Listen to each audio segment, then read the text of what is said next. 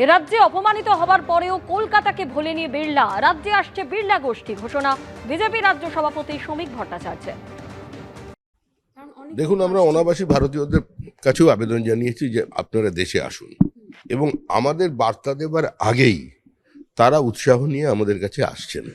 যারা চলে গিয়েছিলেন, ইউরোপের একটা চিকিৎসকদের দল, যারা নিজেরা ইনভেস্ট করছেন এখানে এআই ড্রিভেন হসপিটাল তৈরি করবার জন্য, তারা এসেছেন। আমাদের এর মধ্যে ইন্দোনেশিয়ার একটা কোম্পানি যোগাযোগ করেছেন, অটোমোবাইল ইন্ডাস্ট্রির ক্ষেত্রে তারা ইনভেস্ট করার জন্য আসছেন।